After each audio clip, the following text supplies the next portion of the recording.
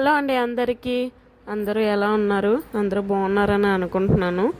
ఈరోజు సండే కదా, Sunday special మా ఇంట్లో కాకరకాయ ఫ్రై అండి. మీ ఇంట్లో ఏం చేసుకున్నారో కామెంట్ చేయండి.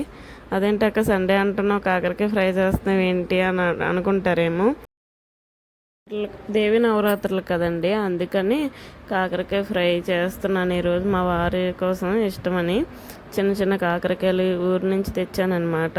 అత్తి ఇచ్చారు, పట్టుకెళ్ళి బావకి ఇష్టం కదా కాకరకాయ ఫ్రై చేసి పెట్టు అనేసి. అందువల్ల కాకరకాయ ఫ్రై ఉలవకొట్టు చేశానమాట. అది కూడా వీడియో చేశాను, అది కూడా అప్లోడ్ చేస్తాను, ఒకసారి చూడండి. ఇలా కాకరకాయలు తొక్క తీసేసుకొని ఘాట్లు పెట్టుకోండి. ఘాట్లు పెట్టుకున్న తర్వాత ఇలా డీప్ ఫ్రై చేసుకోవాలి. కొంచెం కాకరకాయలకి ఫ్రై అవ్వడానికి ఆయిల్ ఎక్కువ పడుతుంది కాబట్టి కొంచెం ఆయిల్ వేసుకోండి. ఇలా ఫ్రై అయిపోవాలి రెడ్గా.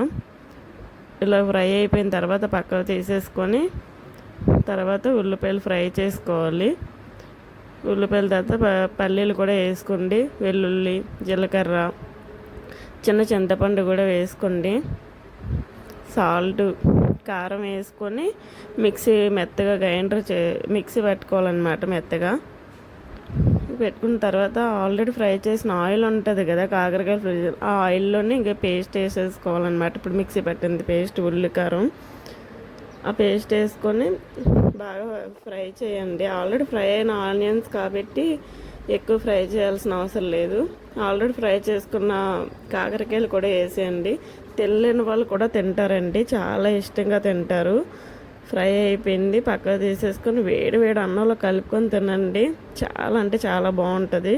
ఒకసారి ట్రై చేయండి, చాలా బాగుంటుంది.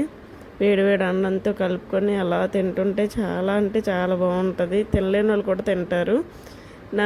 చేదు అసలు అనేది ఉండదు, ఎందుకంటే ఫ్రై చేస్తాం కాబట్టి చేదు ఉండదు. ఓకేనా, బాయ్.